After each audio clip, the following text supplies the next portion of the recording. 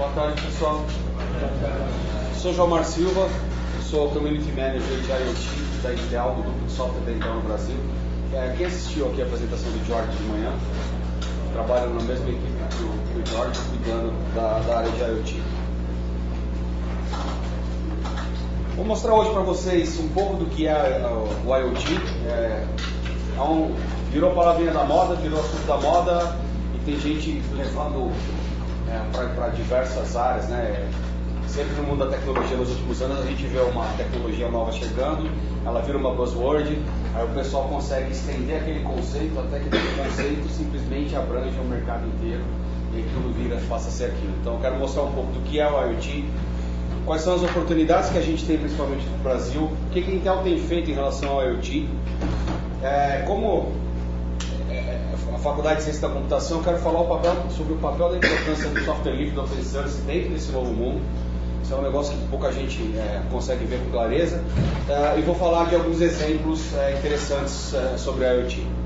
Então, a primeira pergunta que as pessoas têm, né? O que é esse troço chamado Internet das Coisas? Né? Às vezes a gente olha e parece que é algo que a gente já conhece, às vezes a gente olha e parece que é um negócio completamente novo. Durante as últimas décadas, a gente teve uma série de dispositivos conectados com a internet, cada vez mais dispositivos conectados com a internet, e esses dispositivos todos estão gerando dados e informações durante o tempo todo. Até então, grande parte dessas informações ficavam limitadas e restritas aos seus próprios sistemas. Ou seja, eu tenho lá o meu smartphone com uma série de apps, que normalmente os dados dessas apps ficavam restritos ao meu sistema, ou no máximo eu conseguia jogar isso para um backup remoto em algum servidor.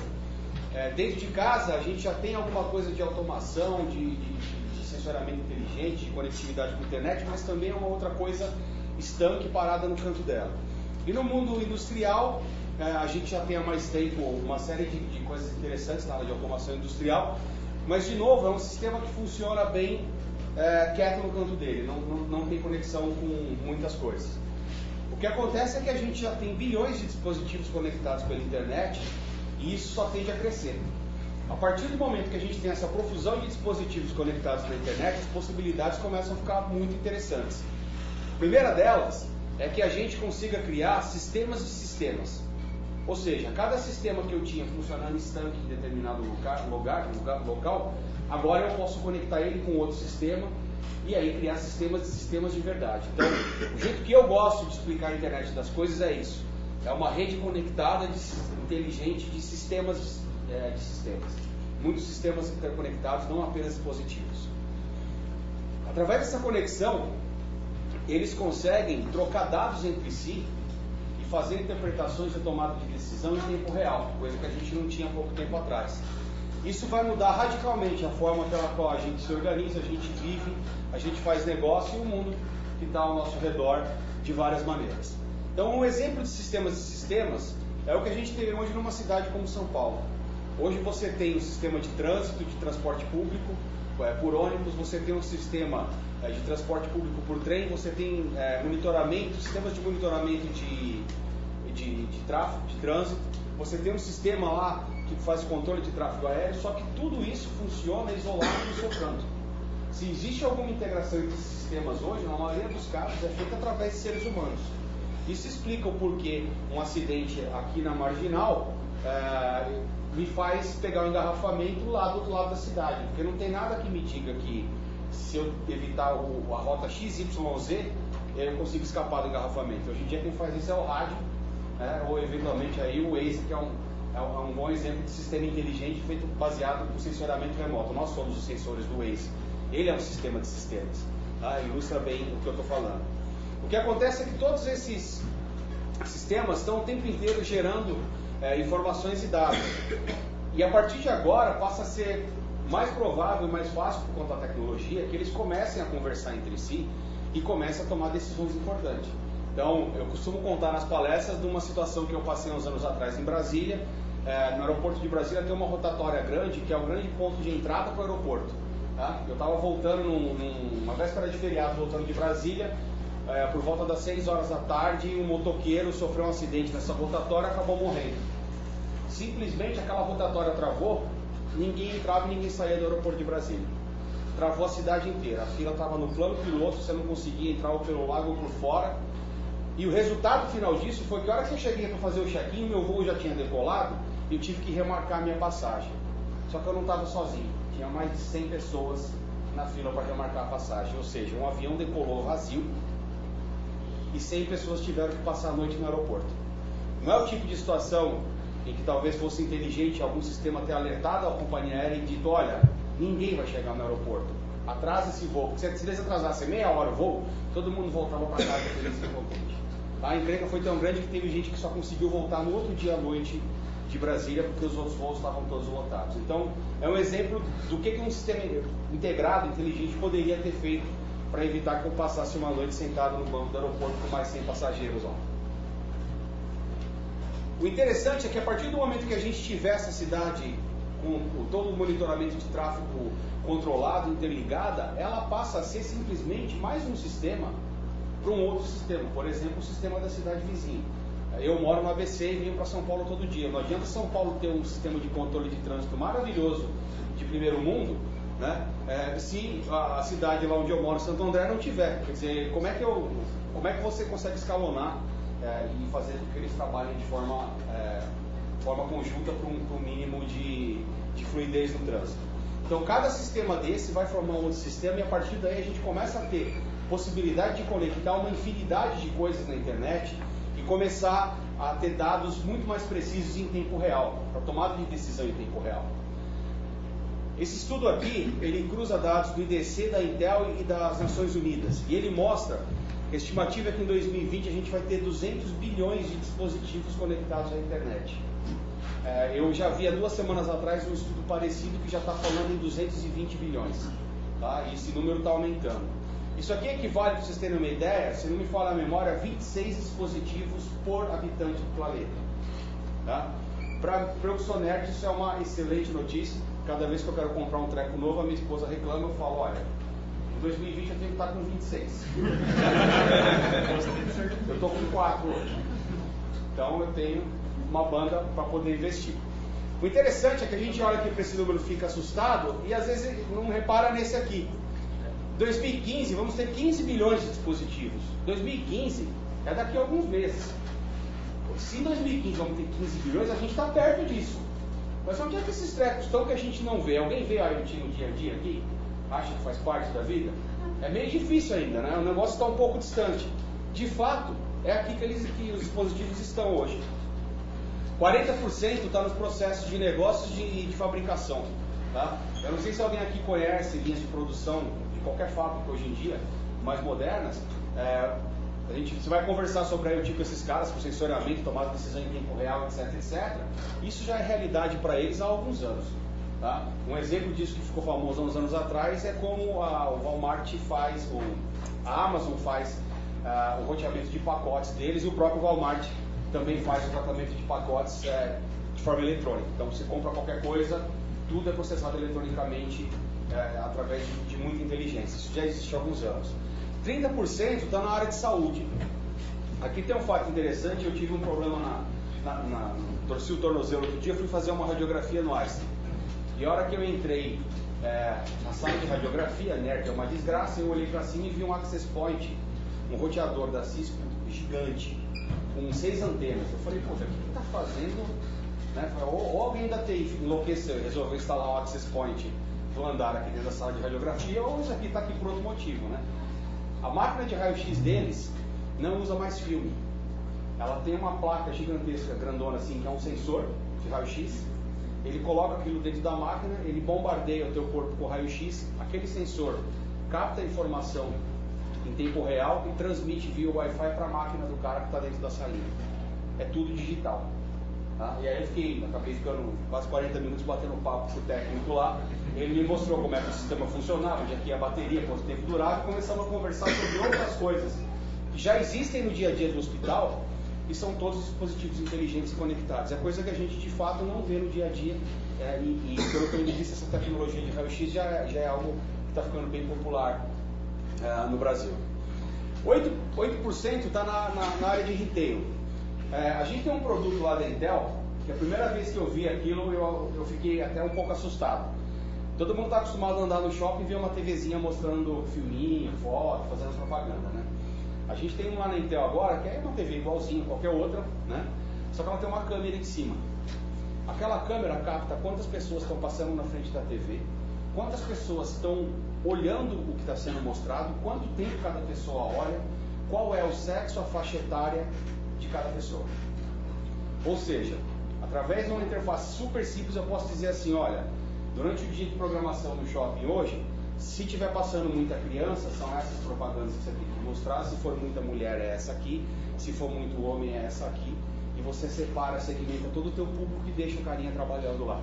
Simplesmente que de acordo com a audiência que está passando no corredor do shopping, ele consegue trocar a publicidade que ele está mostrando para atrair mais gente. E o mais legal, ele consegue te dar um dado estatístico no final do dia dizendo, olha, essa propaganda aqui, ó, teve 50 pessoas que pararam para olhar, essa daqui ninguém quer saber. Você consegue ir lá e otimizar a tua campanha. Tá? É outra coisa que a gente passa no shopping, uma TV. Né? Tem muita coisa inteligente rodando por trás disso. 7% está na área de segurança e 4% em transportes. Quando a gente olha esse monte de número, está faltando alguma coisa importante aí, né? Que é a eletrônica de consumo, que é a nossa casa, é o que a gente usa no dia a dia. E aí está a primeira grande oportunidade que o IoT está gerando para a gente. Tive um professor na minha pós, que um dia ele soltou essa frase aqui no meio de uma aula, eu achei muito legal. Ele disse que problema é tudo aquilo que tem solução.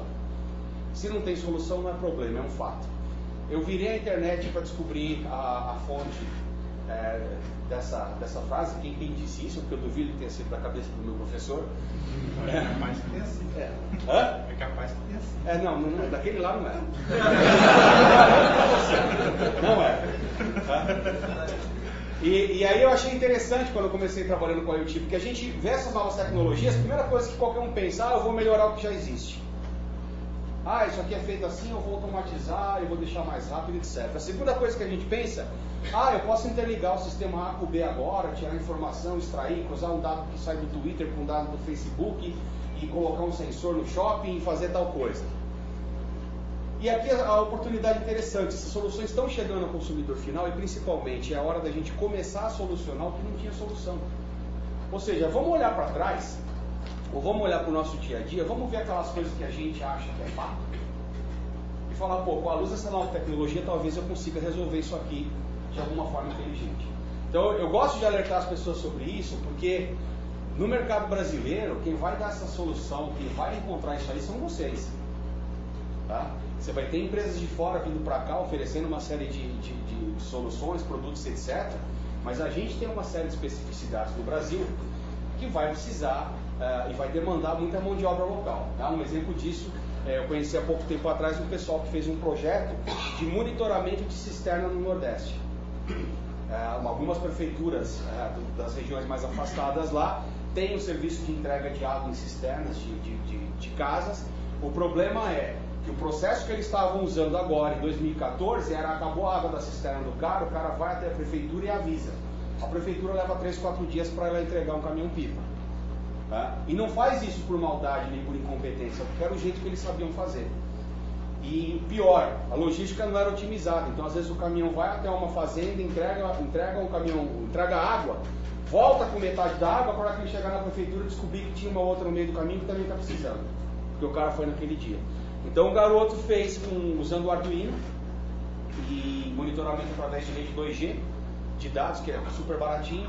Ele fez um monitorador de cisterna, a prefeitura hoje consegue saber exatamente onde é que a água vai acabar, e antes que a água seca e a família passe necessidade, ela consegue dizer, olha, o caminhão essa semana vai fazer esse roteiro aqui e abastecer tais casas. Tá? É só um exemplo de tecnologia que a gente foi feita para atender a uma necessidade específica nossa aqui no Brasil. Então, por favor, comece a estudar a sério esse tipo de coisa e acreditem em vocês, porque são vocês que vão desenvolver os produtos inovadores. Eu vou mostrar alguns depois. A gente hoje tem condição de desenvolver as nossas soluções aqui no Brasil e competir no mercado.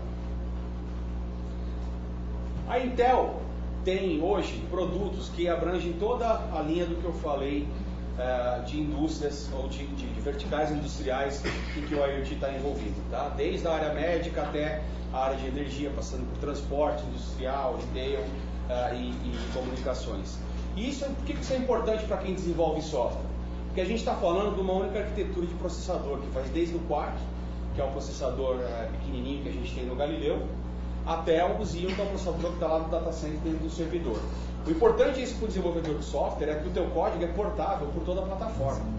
Ou seja, eu comecei o projeto dimensionando para rodar, por exemplo, num Quark. Em determinado momento eu cresci demais no meu código, a minha funcionalidade, preciso de mais processamento, eu simplesmente troco ele pelo Atom e o meu código vai rodar. Eu não vou precisar reescrever o código inteiro ou voltar para a bancada. Grande parte do que eu já fiz vai funcionar de cara.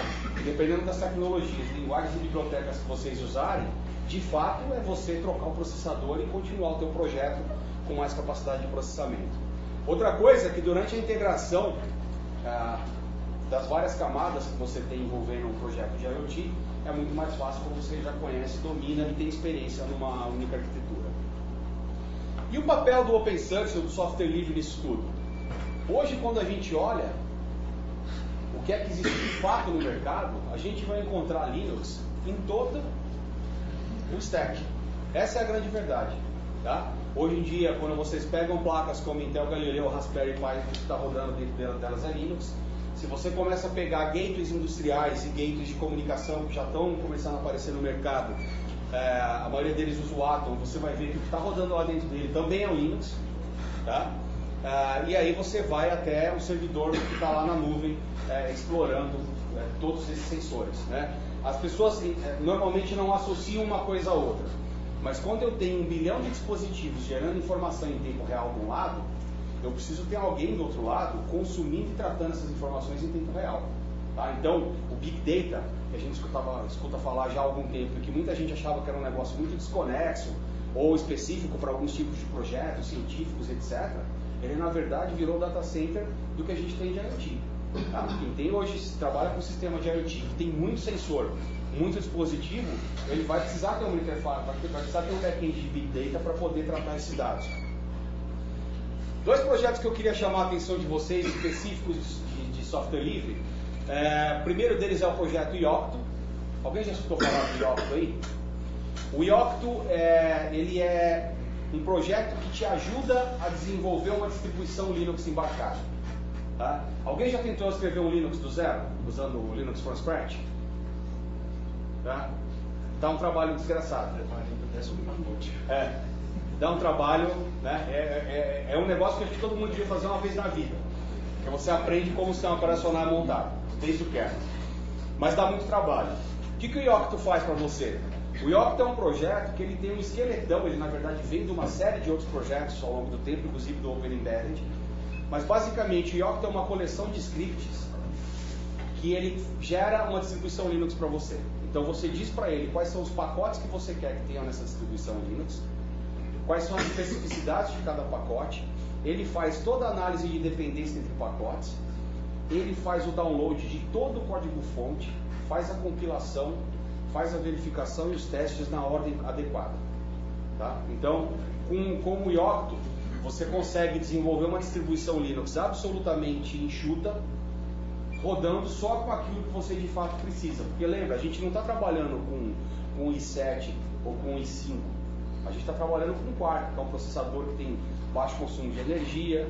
Normalmente a gente vai estar numa placa com limitação de memória, com limitação de storage e outras limitações de hardware. Então a gente precisa otimizar de fato o que está rodando aí. E o legal do Yocto é que você consegue desenvolver esse teu Linux customizado para o teu projeto. Tá? Quando a gente tem, todo mundo aqui acho que tem um roteador sem fio, certo? De vez em quando não tem que instalar um upgrade de firmware no seu roteador sem fio. O que você está fazendo ali nada mais é do que jogando uma imagem nova do Linux. Tá? Tem muito roteador que inclusive usa o Yocto para gerar aquela própria imagem. Então o teu upgrade de firmware na verdade é instalar uma versão nova do Linux que roda nesse teu dispositivo. E o Yocto ele cobre essa área aqui. E a Intel tem um grande envolvimento com o software livre e não para no sistema operacional. A gente tem bastante investimento feito no Hadoop, que é o software para Big Data, que está lá do outro lado da nuvem, como eu falei para vocês, consumindo os dados em tempo real, dessa infinidade de sensores e dispositivos que a gente tem conectados na nuvem hoje em dia. Para vocês terem uma ideia do trabalho de desenvolvimento da Intel com software livre, com open source, isso aqui Eu sou membro da comunidade de software livre do Brasil, acho que desde 2004, fazem 10 anos. Eu só fiquei sabendo disso depois que eu entrei para a Intel. A Intel é a segunda maior contribuidora do kernel do Linux hoje. Tá? Na verdade, isso aqui é o dado anual, né? Nos últimos 6 meses a gente passou a Red Hat. A Red Hat está alcançando a gente de novo agora. Tá? Mas a Intel tem uma quantidade gigantesca de engenheiros trabalhando exclusivamente com o desenvolvimento do Linux e uma quantidade gigantesca de engenheiros trabalhando exclusivamente com o desenvolvimento de projetos open source, como é o caso do Hadoop que eu mostrei para vocês. São mais de 100 projetos que a Intel contribui e alguns ela inclusive gerencia o desenvolvimento dentro da comunidade de desenvolvimento open source. Sobre o Yocto especificamente, não sei se todo mundo aqui conhece um evento chamado FISLI, que é o Fórum Internacional do Software Livre. Ele acontece todo ano no Brasil, em Porto Alegre. Se vocês procurarem na internet, vocês vão encontrar o site do evento. E na edição desse ano eu tive a oportunidade de fazer 2 palestras lá sobre Yocto, com esse cara aqui, Otávio Salvador. O Otávio, para mim, é o maior especialista em Yocto em desenvolvimento embarcado no Brasil. Quem quiser aprender mais com o Yocto, o Otávio acabou de lançar um livro sobre o Yocto, está à venda na Amazon. É uma delícia de ler, muito fácil de você entender o que é que o Yocto faz, quais são os componentes e começar a trabalhar com o Yocto. Eu recomendo fortemente o livro, se não me engano, comprando a versão digital dele, sai coisa de R$20, tá? E eu realmente recomendo. Eu aprendi a trabalhar com o Yocto na base da porrada e na tentativa e erro, e lendo um monte de tutorial e documentação, tá? O livro dele dá o caminho das pedras certinho. Quem quiser ter uma ideia melhor do que é o Yocto, a gente fez uma palestra junto, o vídeo dela está disponibilizado aqui, eu vou deixar os slides depois, tá? Tem uma palestra que eu fiz com o Otávio, que ele conta toda a história do projeto e como é que ele te ajuda a reduzir o time to market do seu próximo produto embarcado, que é isso de fato que ele traz. E depois a gente fez uma oficina de como otimizar um Yocto para o Galileu. Não sei se todo mundo aqui conhece o Galileu, eu vou falar dele depois, mas é a placa de desenvolvimento da Intel. Tá? Então quem tiver um Galileu, alguém tem um Galileu aí? Alguém já viu o Galileu? Logo logo vocês vão ter o Galileu na mão, aí para vocês deixarem ele legal, do jeito que vocês querem, é importante aprender a trabalhar com o Yocto. Agora alguns exemplos de IoT que eu acho que vale a pena destacar. Tá? Se eu fosse citar os exemplos que eu acho legal, a gente ia passar a tarde aqui conversando sobre o assunto. Eu pensei alguns que são bem interessantes. O primeiro deles é o Nest. Todo mundo conhece esse produto? Bom, o Nest é um termostato. Aí você fala, poxa, mas por que é tão inovador um termostato? Nos Estados Unidos, grande parte do que as pessoas gastam para manter as suas casas está relacionado com aquecimento, né? E normalmente isso é feito de forma manual. Então, um amigo que comprou o Nest logo que saiu lá me contou que ele saía de manhã de casa, ele e a mulher para o trabalho, os filhos para a escola, passar o dia inteiro, e aí o que ele fazia é que ele baixava o termostato da casa dele para ficar em torno, sei lá, de 19, 18 graus, né? Porque durante o dia não vai ficar ninguém em casa. Se ele desligasse lá fora tivesse temperatura negativa, dentro de casa começa a congelar tudo, dá problema.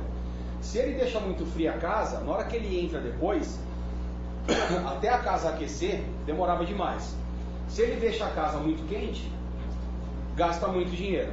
Então ele acabou encontrando lá um jeito de fazer, mas mesmo assim tinha esse desconforto. Tem que chegar em casa, a casa está gelada, aí reduz tal, e cada vez que o cara quer mexer no termostato, ele tem que ir lá e regular individualmente. Esses caras aqui, a Nest foi uma empresa criada por 10 pessoas, 10 engenheiros desenvolvedores. Eles resolveram criar um termostato que, além de ser fácil de usar, fosse inteligente.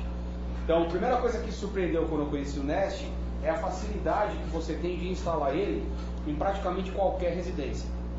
Ele tem uma compatibilidade de pinos gigantesca com quase todos os termostatos que você tem nos Estados Unidos. Então, praticamente não importa o termostato que você tem na tua casa, compra o Nest e você consegue ligar ele lá. A operação dele é super complexa, né? Normalmente você fala, pô, termostato, temperatura, essa parte metálica em volta é um disco de dial, você aumenta e abaixa a temperatura ali. É só isso que tem que fazer, tá? Ele tem um app no celular que você consegue controlar remotamente.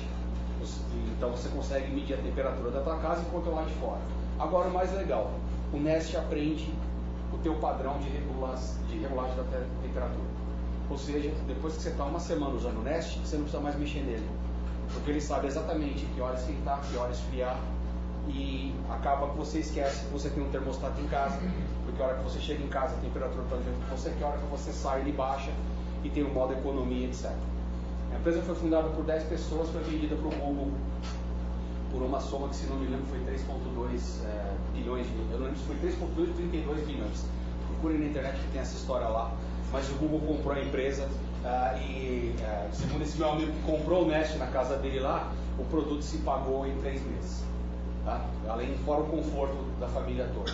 Tá? O que ele faz basicamente, ele fica monitorando a temperatura da casa, controlando o aquecedor e trocando dados com a nuvem o tempo inteiro. É evidente que a inteligência dele não está no dispositivo em si, ela está na nuvem que analisa aqueles dados em tempo real e toma todas as decisões. Tá? E você consegue fazer o controle remoto.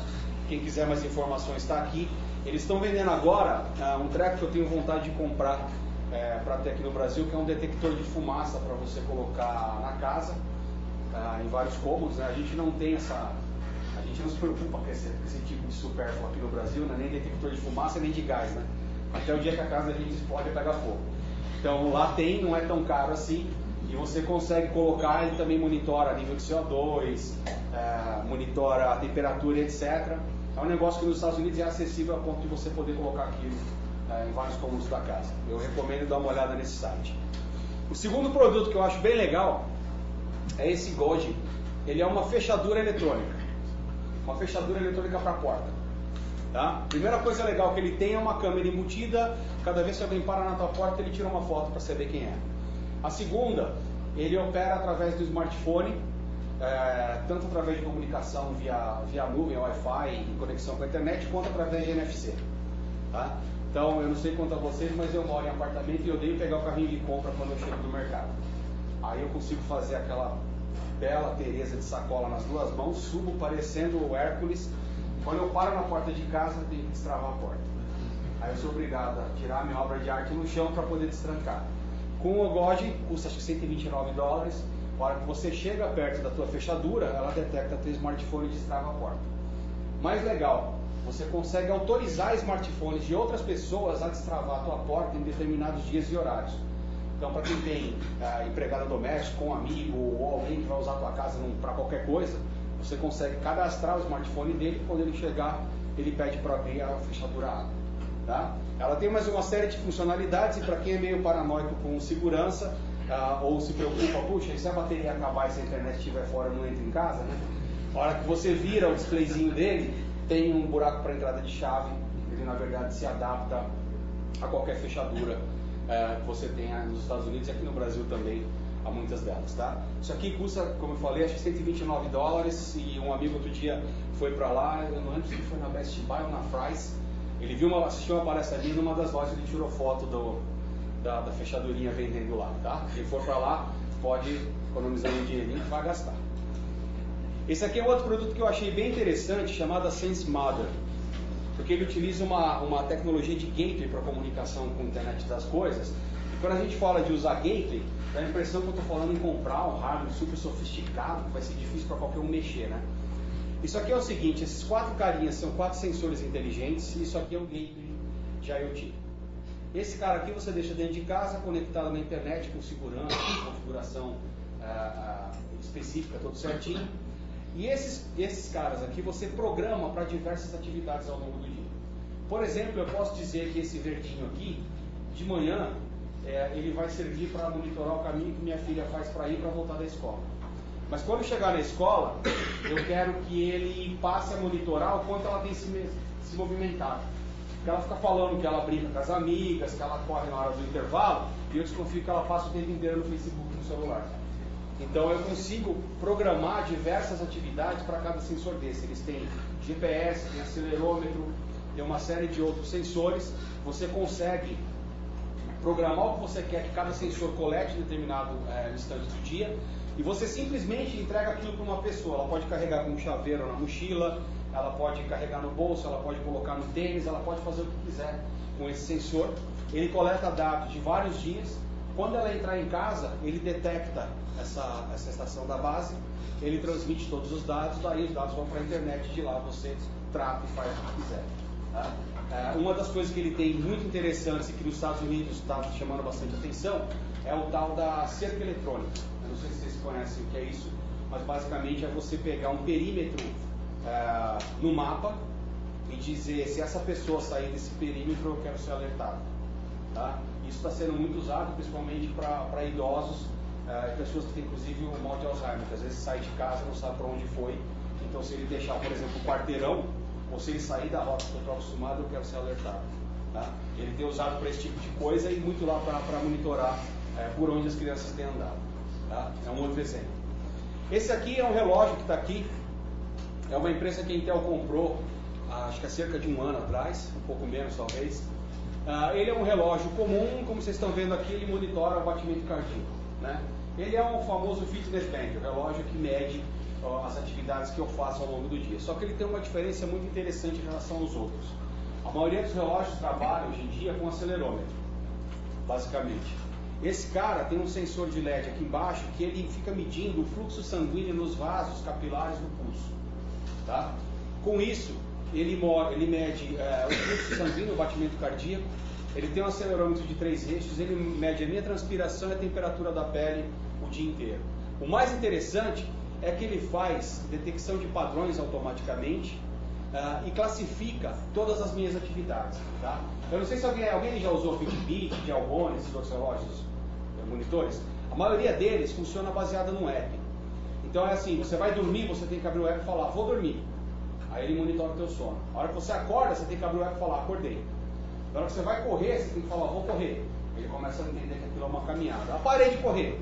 Ele pega e mede o intervalo de exercício. O que esse cara que faz é que ele faz toda essa detecção das minhas atividades ao longo do dia sem que eu tenha que fazer absolutamente nada. Eu uso ele no pulso, esqueço que eu estou com ele e no final do dia ele me dá um relatório completo de tudo que eu fiz ao longo do dia, como foram as minhas atividades, horários de pico, etc. E isso aqui é a coisa que eu acho mais legal nele. Ele monitora as 3 fases do ciclo de sono. Tá? Isso tem me ajudado. Eu estou usando o meu, acho que desde maio, se eu não me engano. Isso tem me ajudado bastante a melhorar a qualidade do meu sono. Por quê? Eu acabei aprendendo com esse relógio o que eu tenho que fazer para dormir bem. Ou seja, se tem um dia que eu fiz muita coisa, estou muito pilhado, estou empilhado para a cama, não adianta deitar, porque se eu deitar lá, eu sei que eu vou ficar rodando, eu vou ter uma noite inteira de sono leve e não vou descansar. Então, o que eu tenho que fazer para poder realmente desacelerar o pico que eu tive no meu dia para melhorar minha qualidade de sono? Também tem a ver com hábitos de horário de dormir, horário de acordar, quantidade de sono, etc. Em suma, ele vai resumir todo o teu organismo, tudo que você fez durante o dia e vai guardando esse dado histórico. Quando ele tem um app, isso aqui inclusive é uma captura, acho que do próprio app dele, que te mostra uma noite de sono, né? E quando a gente entra no site para ver o relatório completo, aí é realmente impressionante a quantidade de dados e informação que ele te dá. Tá? Esse relógio eu acho que está custando $149 lá agora, e a tendência é que isso comece a baixar cada vez mais. Daqui a pouco todo mundo vai estar usando um treco desse e vai até esquecer como é que era usar um relógio que só marcava a hora. Tá? Igual a gente, há uns anos atrás, falava que daqui a pouco ninguém ia ter mais telefone que só falava, né? E todo mundo falava: você tá maluco, o computador é uma coisa, o telefone é outra. Os relógios estão indo nessa direção. Esse aqui é o Intel Galileu. Ele é uma placa, as especificações para quem quiser detalhes depois tem um linkzinho ali. É uma placa de Open Hardware desenvolvida pela Intel. Ele é compatível com Arduino, toda a pinagem aqui é compatível com Arduino Uno. Ele roda com base num processador Quark, que é o melhor processador que a Intel tem, que ele é equivalente a um Pentium. Ele tem 2 interfaces USB, uma client e uma host, ou seja, eu consigo conectar ele como se ele fosse um dispositivo em algum outro equipamento. Tem uma interface de rede, tem uma entrada para cartão SD, de onde a gente boota o Linux dele. Ele já tem um Linux rodando dentro, mas a gente customiza e faz o que quiser colocando o segundo SD. E embaixo ele tem uma plaquinha PCI Express. Você pode conectar uma placa Wi-Fi e conectar ele com a internet sem fio. Tá? Existem diversas aplicações que você pode fazer com ele. Uma delas que eu costumo mostrar em palestra, acabou aqui na hora que eu cheguei, não deu tempo de montar o circuito, mas essa apresentação que eu estou fazendo, ela é uma apresentação que está toda feita em HTML5.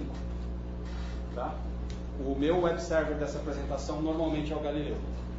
Tá? Então eu ligo o Galileu, a minha apresentação roda lá dentro e eu rodo a apresentação de dentro dele. Tá? Você consegue programar ele em praticamente qualquer linguagem de programação, desde que você consiga gerar um Linux com suporte a ela. Então, a Intel está anunciando hoje um kit para desenvolvimento de IoT lá nos Estados Unidos, num evento chamado ITF. Recomendo vocês visitarem a nossa página de IoT no final do dia, que ela já deve estar no ar. E com esse kit de desenvolvimento que vem da Intel, a gente consegue programar em Shell Script, C, C++, JavaScript com Node.js e Python. Tá? Já tem gente que colocou Java dentro do Galileu, você consegue também programar em Java, enfim, independente da linguagem que você quer programar, se você conseguiu colocar o pacote dela e o suporte dela dentro do teu Linux, por isso é importante saber trabalhar com Linux, você consegue acessar. Tá? O Galileu dentro do Linux, eu não sei se vocês já programaram com GPIO dentro do Linux, mas todos os pinos do Galileu aqui, de entrada de sensores e de motores, etc., saída para motores, você consegue ativar de dentro do barramento de GPIO do Linux. É super simples de trabalhar e você passa para um outro nível do desenvolvimento. Normalmente a gente brinca com o Arduino. Quem já brincou com o Arduino aqui? Ele é bem fácil de trabalhar, você consegue trabalhar com os sketches. O Galileu suporta os sketches do Arduino, né? Só que ele começa a ficar interessante de verdade quando a gente entra debaixo do capô. Tá? Então eu gosto de brincar com o Galileu, por exemplo, usando o Node.js. Eu fui Community Manager HTML5 da Intel durante alguns anos. E eu gosto de trabalhar programando em JavaScript. Eu me sinto bem na linguagem e o que eu gosto dele é que, como vocês viram, ele não tem interface gráfica. Ele não tem placa de vídeo. A gente joga o Node.js aqui dentro, eu ganho de brinde um servidor web. E ali eu consigo implementar uma API REST e consigo dar entrada para o mundo externo, para a internet principalmente, para a minha plaquinha. Esse aqui é um exemplo de uso do Galileu, que foi bem interessante. O pessoal da Telefônica desenvolveu esse projeto, que é um kit de IoT deles. Tá? Aqui a gente tem uma placa, um shield do Arduino, que tem um push button, tem um sensor de som, de umidade, de temperatura e de luminosidade. Eles desenvolveram esse projeto originalmente com o Arduino, só que você precisava do Arduino conectado a um PC. Aí no PC você tinha um software rodando em Node.js, coletando dados dos sensores via USB do Arduino e aí mandando esses dados para a nuvem. Tá? Aí o pessoal da Telefônica conheceu o Galileu e falou, poxa, eu não preciso mais do PC. Então com o Galileu a gente consegue coletar os dados dos sensores e mandar para a nuvem. Tá? O projeto funciona muito bem, é só espetando ele na tomada, ligou ele fez qualquer conexão à internet, pode ser por 3G inclusive, você consegue mandar os dados para a internet e a partir daí fazer o que quiser com eles, por exemplo, fazer uma aplicação para acessar remotamente esses dados. Tá? Queria convidar vocês para conhecer o espaço do desenvolvedor da Intel, é o nosso site da área de software da Intel, software.intel.com.br, para já cair na página em português. A página de IoT, acho que não está nem no final da apresentação, porque realmente vai ser lançada hoje, é software.intel.com/IoT, Internet das Coisas. Muita gente não sabe que a Intel tem uma divisão de software. Algum de vocês sabia que a gente tinha uma divisão de software? Se a gente se separasse do resto da Intel e virasse uma empresa independente, a gente seria uma das 5 maiores empresas de software do mundo, em número de engenheiros. Tá? Então existe muita gente trabalhando com software na Intel e o nosso papel, basicamente aqui no Brasil, é trazer e disponibilizar para vocês, desenvolvedores brasileiros, as tecnologias de ponta que a Intel está fazendo lá fora. O legal é que a gente faz isso para e passo com o que está sendo feito lá fora. Tá? Então isso que eu estou falando do site de IoT da Intel está sendo lançado hoje no mundo inteiro, vale para o Brasil também. Quem quiser acessar e começar a interagir através do site, o endereço é esse aqui. A gente tem comunidades de diversas tecnologias lá. Tá? O Jorge cuida da comunidade de Android, ele esteve aqui hoje cedo. Eu cuido de IoT, a gente tem um pessoal que trabalha com HTML5, com desenvolvimento otimizado para Windows também. Então é uma fonte de referência interessante. Tem muito conteúdo em português, a gente tem fórum em português e tem gente no Brasil inteiro trabalhando com o desenvolvimento dessas tecnologias. Para finalizar, talvez o Jorge já tenha falado de manhã, mas dia 24 e 25 de setembro a gente vai fazer aqui em São Paulo, no Senac lá de Santo Amaro, um evento chamado Intel Innovation Week. Ele vai ser o maior evento de tecnologia da Intel esse ano aqui no Brasil e a gente vai ter 2 dias de palestras técnicas. Tá? Com diversas trilhas das tecnologias que a gente trabalha. No dia 25 vai ter uma trilha específica de internet das coisas de IoT, quem quiser ir está convidado. A inscrição é gratuita, pode ser feita através do site. Se alguém quiser ir, eu recomendo que corre rápido lá, porque as vagas são limitadas e a gente está tendo muita procura pelo evento. Tá? No dia 24 a gente vai ter na sessão de abertura a participação de 4 vice-presidentes mundiais da Intel. Esses caras estão trazendo algumas demos de fora, que são coisas que normalmente a gente não vê aqui no Brasil. Então o evento vai ser bem legal para quem gosta de tecnologia de ponta e quer saber o que está acontecendo de inovação na indústria de TI inteira. Obrigado pela atenção. Aqui está o link para a página que fala especificamente dos projetos Open Source da Intel. Dali a gente encontra o IOP, etc. Se vocês trocarem OSS por IoT, a partir de hoje, eu não testei, mas eu acredito que já está no ar a página de internet das coisas. Lá vão ter informações sobre o Galileu, que já está na segunda versão. Aquela placa que eu mostrei na foto para vocês é o Galileu da primeira geração ainda. E o kit de desenvolvimento da Intel também já suporta o Edison. Eu não sei se vocês conhecem, o Edison é um chip que a Intel, é um PC do tamanho de um cartão SD, que a Intel anunciou no começo do ano. Esse kit de desenvolvimento que a gente roda no Galileu, ele também roda no Edison, você consegue trocar o processador e a plataforma bem rápido. Tá certo? Se alguém tiver alguma pergunta, acho que a gente tem uns 15, 20 minutos para conversar. Quando você cria um sistema de sistemas, os hackers não ficam mais perigosos? Olha, segurança faz parte de projeto de qualquer sistema. Eu acho que o hacker não fica mais perigoso ou menos perigoso pelo fato de ter um sistema desse. Eu acho que o cuidado que você tem que ter na hora de criar o seu sistema, e principalmente o cuidado que o teu usuário tem que ter na hora de utilizar, é um negócio que tem que ser levado em consideração. Então, tecnologia de segurança para proteger e blindar isso muito bem hoje já existe. Tá? O problema são as pessoas usar. Antes de vir para cá, eu fiz uma palestra com uma série de jornalistas na Abril. E eu mostrei uma série de coisas. E uma das jornalistas me perguntou: mas e o cara não invade? Né? Tinha uns 40 jornalistas na sala. Eu falei: tá bom, gente. Quem aqui tem uma senha? Quem aqui compra o roteador Wi-Fi, espeta na tomada e acha bobagem com esse negócio de senha? A metade levantou a mão. Eu falei: aí não dá para reclamar do hacker. Tá? Então, é verdade, é verdade. Quando a gente olha para o IoT, a segurança que tem que fazer é o usuário. Tá? Imagina o seguinte: isso aqui coleta dado meu 24 horas por dia. Qualquer pessoa que tiver a minha senha de acesso a esse site sabe exatamente o que eu estou fazendo. Tá? Consegue saber muito da minha vida olhando isso aqui. Quem tem que tomar cuidado, o site lá usa todas as tecnologias de segurança de praxe, tá certo? Agora, se eu for lá e colocar a senha 1, 2, 3, 4, eu tenho mais que ser roubado. Não é verdade? Não é verdade? A gente quando fala de segurança da informação, normalmente as pessoas vêm falar pra gente de segurança da informação como se fosse algo que a tecnologia não resolveu ainda. Isso não é verdade. A tecnologia já resolveu muita coisa. O que a tecnologia não resolveu foi o ser humano ainda. É verdade. Grande parte dos problemas que a gente teve no passado recente do Brasil, de vazamento de foto, de vazamento de conteúdo das pessoas, foi através de phishing ou através de chute de senha. Então não teve assim um grande mega servidor para tentar roubar a foto da atriz A, B ou C. Tá? Foi um Zé Mané com um phishing bobinho lá que conseguiu pegar o dado dela.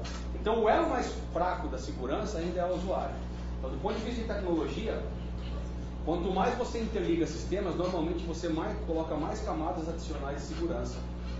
Você tem mais pontos de infiltração e vulnerabilidade. Agora, a partir do momento que todo mundo trabalha de forma séria dentro desse ambiente, né, você consegue se dar bem. A Intel especificamente tem uma empresa que é a McAfee, que vocês conhecem provavelmente por conta do antivírus da McAfee, né? Mas a McAfee tem uma série de produtos para segurança que abrangem o IoT, e uma outra empresa que também faz parte do grupo da Intel trabalha especificamente com segurança para o mundo embarcado. Tá? Então tecnologia existe. Agora o cara botar senha 1, 2, 3, 4. A esse respeito, eu li um artigo do Etevaldo Siqueira, que em geral é bem informado, de que os crimes chamados cibernéticos, crimes na internet, estão aumentando exponencialmente e existe uma previsão de que a internet vai explodir por causa disso. vai se tornar inviável. Você sabe alguma coisa a esse respeito? Isso é de grandes empresas, bancos, etc. Não fica sabendo. Mas a quantidade de crimes que estão ocorrendo parece que está aumentando. A minha opinião pessoal e ela já vem de alguns anos, eu tive a oportunidade de participar bastante desse debate sobre segurança da informação há cerca de 4 ou 5 anos atrás, quando a gente teve o início da discussão do Marco Civil da internet. Porque a iniciativa era que se imputasse aos usuários grande parte da responsabilidade sobre o que acontecia na rede. Isso não é necessariamente uma grande ideia, não era naquela época pelo menos. Aí o que é que a gente acabou tendo muito de discussão em torno disso? Hoje em dia, para você dirigir um carro na rua, você precisa de carta de motorista. Você precisa ser treinado. Se você entra em qualquer empresa do mundo para operar uma máquina, você vai ser treinado. Agora, nós, comunidade de TI mais antiga, convencemos o mundo inteiro que para usar um computador, você não precisava de treinamento nenhum. E isso, infelizmente, não é verdade. Depois a gente inventou a internet e convenceu todo mundo que para se conectar na internet era um negócio tão simples que qualquer um podia. Infelizmente, é outra mentira. A gente tinha que ter ensinado melhor as pessoas. Então, o que acontece hoje, na minha opinião sincera, é que o ponto vulnerável de toda a cadeia de exploração de segurança ainda é o usuário. Tá? Eu recebo por dia, numa das minhas contas de e-mail, 5 a 6 phishings diferentes. E estão melhorando cada vez mais. Eu recebi um ontem que foi até engraçado, de uma grande magazine, né? Me mandou lá, tá aqui o recibo da sua compra. Eu olhei aquilo, se fosse a minha mãe tinha clicado. Você está falando de usuários, pessoas físicas. Essa previsão se aplica a empresas. Porque empresas estão sendo atacadas. Sempre que a empresa é atacada, você tem algum ponto que foi o usuário que fez alguma coisa errada. Tá? Não, a maioria das fraudes que acontecem hoje no Brasil, em algum momento algum usuário comeu uma bola. O caso mais emblemático disso, eu não sei se vocês conhecem o Kevin Mitnick, que é aquele hacker americano que ficou preso muitos anos. A maior invasão que ele fez, que foi numa operadora de telefonia, eu assisti uma palestra dele uns anos atrás, foi super engraçado, porque ele não usou um computador para invadir o sistema dos caras. Ele usou uma linha telefônica, ele se passou por um funcionário e foi fazer engenharia social até que ele simplesmente chegou no banco de dados de acesso de todos os assinantes da operadora XYZ. Então, a negligência acontece com o usuário final e, infelizmente, ela acontece com o profissional também. Porque o profissional, no dia a dia, para ele fazer alguma coisa com segurança, levando em consideração a segurança, ele vai ter 3 vezes o trabalho. E, infelizmente, a maioria das pessoas ignora isso. Vamos deixar assim mesmo, depois a gente dá um jeito. A hora que vai descobrir, está tarde demais. Então, o que eu acho que devia acontecer é que a disciplina de segurança de informação devia ser obrigatória na formação de qualquer profissional de TI, para ele entender o impacto das decisões que ele está tomando, do que ele está fazendo, no destino da tecnologia. Tá? Infelizmente, hoje, a maior parte desses ataques cibernéticos que a gente vê, eles são feitos de forma distribuída, e o senhor pode ter certeza absoluta. Sempre teve algum ponto de vulnerabilidade que foi explorado, e por trás daquele ponto de vulnerabilidade tem erro humano. Tá? Ou é gente que deu senha, ou é gente que não aplicou patch de segurança que devia em sistema, ou é gente que não seguiu a orientação correta na hora de fazer a implementação daquele sistema. Porque muita gente às vezes fala, não, está usando o produto da empresa A ou da empresa B, ou porque não é Linux, ou porque é Linux, etc. Não é. O fato de você só usar o open source software livre na sua solução não significa que ela é segura. Tá certo? Se você fizer errado, ela vai ser pior do que uma solução de código fechado. Então, eu acho que o que está faltando de verdade é os profissionais de TI, principalmente, começarem a entender esse problema da segurança, começarem a levar isso em consideração no momento zero do projeto que você desenvolve, né? E tentar conscientizar cada vez mais os usuários disso. Tá? Eu estava comentando de manhã, eu vi isso recente dos amigos da área de segurança, sobre o cálculo de entropia de senha. Né? Qual a melhor forma de você colocar senha? Hoje em dia, em muita empresa e em muito sistema, virou um inferno você colocar senha. Né? Porque o cara perde uma letra, um número, um caractere especial, uma gota de sangue de unicórnio, né? E um pedaço de dente de dragão. Poxa, você fazer isso uma vez, tudo bem, mas 50? que esses caras descobriram? Foi um grupo de hackers. Eles descobriram que se você tenta fazer um ataque de força bruta em cima de uma senha, quanto mais comprida for a senha e mais desconexas forem as palavras que estão dentro, mais difícil vai ser, você multiplica exponencialmente o número de tentativas que a pessoa precisa invadir. Então uma senha do tipo panda de chinelo no pijama rosa é muito mais segura e difícil de quebrar do que uma senha que tem todos esses outros itens que eu falei, ó, sangue do dragão, dedo do unicórnio, etc. Tá? Então esse tipo de informação que, por incrível que pareça, circula nas redes sociais igual qualquer outra, né, acaba sendo o post chato do Facebook. Essa que é a verdade. A gente, quando fala de segurança, fala de cuidado para as pessoas, tanto para profissionais quanto para usuários, a gente acaba sendo o autor do post chato no Facebook, aquele que o pessoal pula para ler. Tá? Então a tecnologia ela existe de fato, mas eu, honestamente, se eu conhecer 4 ou 5 casos em que o problema de segurança foi causado realmente por uma falha grave que foi explorada em determinado momento, é raro. Ainda mais com o Open Source hoje em dia, que você descobre uma vulnerabilidade de segurança às 7 da manhã, às 9 ela já está corrigida. Então a questão é, quem é o responsável por pegar essa correção que saiu em 2 horas e aplicar? Agora vamos ser realistas. Você disse que o problema é o usuário. Provavelmente esse problema está aumentando. Sim, aí é exponencial. Claro. Não há nenhuma previsão de que se possa consertar o usuário. Quer dizer que o destino que o Evaldo Siqueira previu é capaz de acontecer. Quer dizer, é capaz que a internet explode. Se você não consegue consertar o usuário... Mas hoje em dia você pode tirar tudo de uma pessoa. Tira a internet. Aqui em São Paulo a gente está ficando sem água.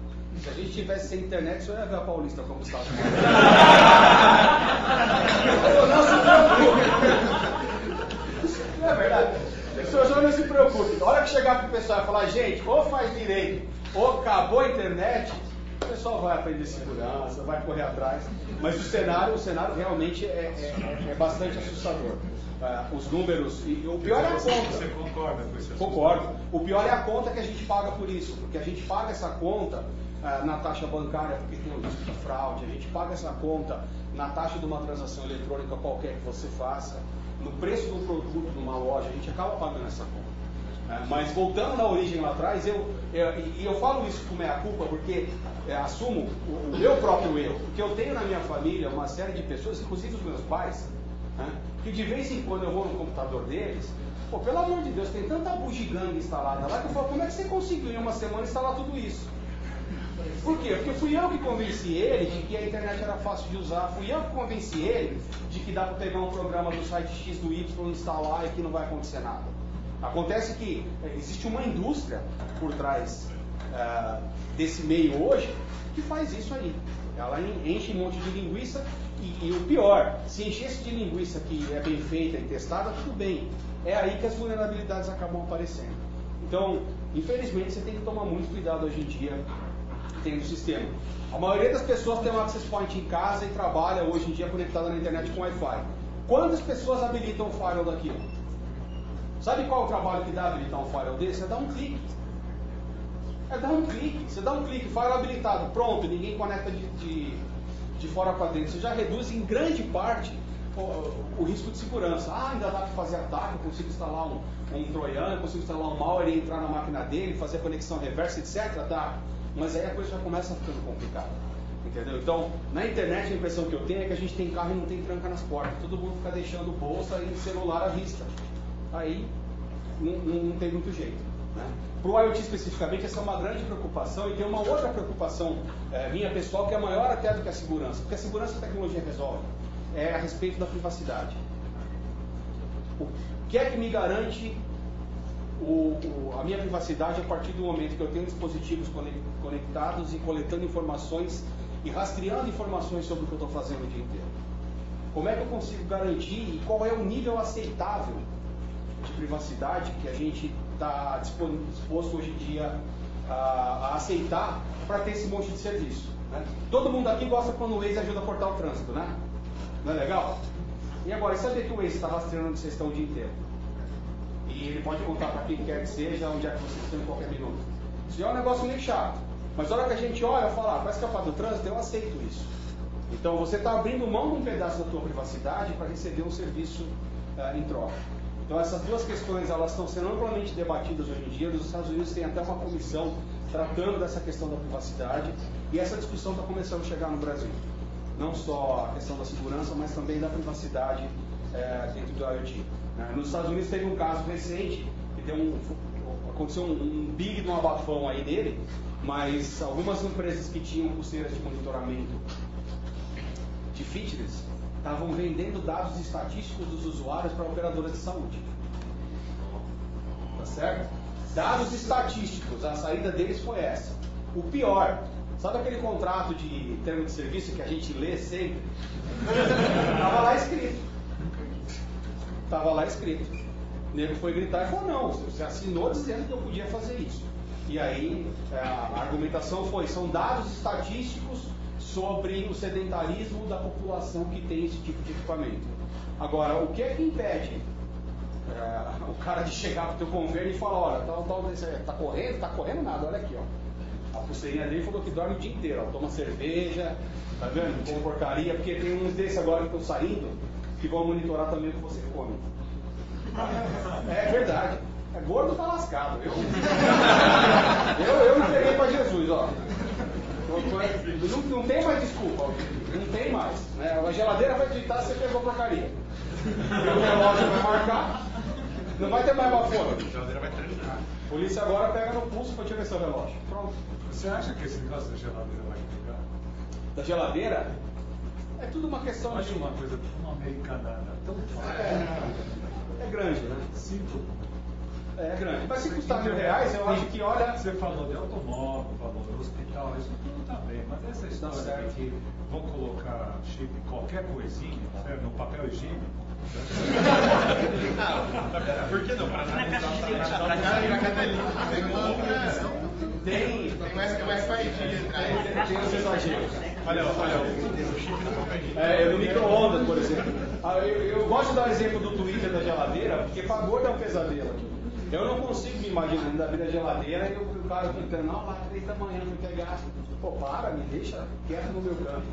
Mas de fato a tecnologia vai chegar cada vez mais em todas essas coisas. O custo do dispositivo está caindo drasticamente. A gente hoje, eu mostrei de manhã, anotem o endereço do site, desculpa isso de colocar na apresentação, iotlist.co. É um grande indexador de projetos de internet das coisas. Tá? Lá, o senhor vai ficar encantado. Assim, as últimas que eu vi lá é um fone, um alto-falante Bluetooth dentro do chuveiro. Tá? Chuveiro no meio dele, alto-falante Bluetooth. Então o cantor de chuveiro agora fica profissional. E o que eu achei muito interessante é um dispositivo para escanear, através da análise de fotos, quais são os ingredientes que tem em determinado prato de comida. Isso é dispositivo para começar a ser vendido no final do ano agora e não custa caro não. Por que surgiu isso aí lá? Foi uma mãe que tinha uma filha com intolerância a glúten e ela cansou de sair da mesa do restaurante para o hospital da filha. Porque avisava que a menina tinha intolerância, os caras garantiam que não tinha glúten na comida, trazia o prato, ela põe na boca, dava reação e tinha que correr para o hospital. E aí ela começou a correr atrás daquilo lá, isso era um fato na vida dela, né? Ela transformou num problema. Então ela correu atrás de tecnologia, conseguiu desenvolver um dispositivo que é um pouquinho maior. Isso aqui é muito legal ver a demo no site, né? Você pega o produto, escaneia e ele te alerta e diz o que tem lá dentro. Então um exemplo, a Felizão, ele pega um salgadinho, escaneia o salgadinho e dá um alerta, ó, tem gordura trans. Opa, vamos ler aqui no ingredientes, não está falando. Aí o cara fala, por quê? O FDA americano diz que se tiver acima de tanto, é obrigado a colocar. Então os caras deixam no limite para não ter que colocar e diz não fala nada. Então é cheio desses truques, né? Um outro produto que ela pega tem um conservante lá que era base em chumbo, se não me engano, um conservante maluco lá, que assim, destrói o organismo. E é comum numa área da indústria, os caras não colocam aquilo com destaque. Entendeu?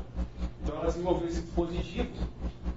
Pode parecer piada, mas de repente daqui 3, 4 anos isso aí vira um negócio que vai custar 200, 300 reais e começa a ficar acessível para todo mundo ver. Tá? isso aí, pessoal. Espero que vocês levem a sério essa história. Vale a pena estudar um pouco mais e descobrir as tecnologias que estão por trás dessa revolução de IoT para vir. Porque a geração que vai chegar no mercado e vai pegar esse negócio subindo é de vocês.